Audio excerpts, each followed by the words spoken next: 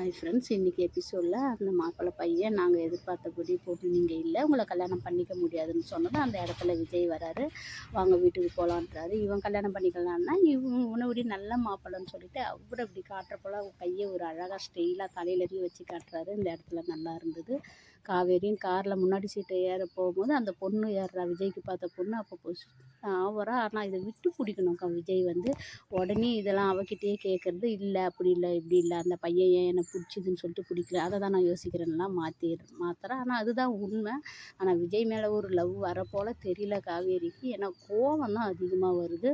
இங்கே கோவமாகவே பதில் சொல்கிறான். இந்த பொண்ணு நாளைக்கு வீட்டில் போய் பேசுகிறத உடனே அவங்கக்கிட்ட பேச தேவை, என்கிட்ட பேசுங்கன்னு சொல்கிறான். அந்த இடத்துலையும் கோவம்.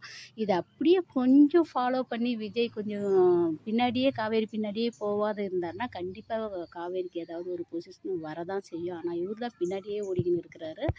வீட்டுக்கு போனதும் சாரதாம்மாவும் விஜயும் காவேரியை கிண்டல் பண்ணி பேசுகிறாங்க, அந்த பையன் வேணான்னு சொன்னதை.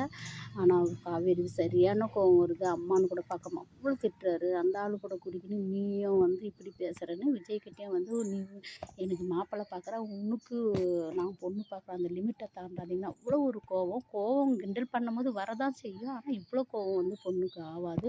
ஏன்னா பொண்ணுங்க கோவப்பட்டால் சரித்திரத்திலே நல்லா இருக்க முடியாதுன்னு தான் சொல்லுவாங்க. காவேரியின் கோவம் சரியில்லை.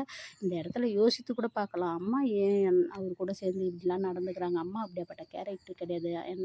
எந்த அம்மாவும் அப்படி இருக்க மாட்டாங்க. ஆனால் ஏன் அம்மா இருக்கிறாங்க யோசிக்கிற போல கொண்டு வந்தால் நல்லாயிருக்கும்.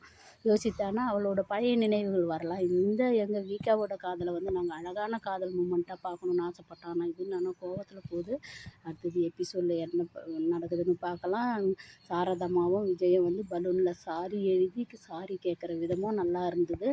அடுத்ததாக பாப்பாவோட மூமெண்ட்டு ஸ்கூலில் வரப்போகுது. எல்லாத்தையும் எபிசோடில் பார்க்கலாம். Bye by.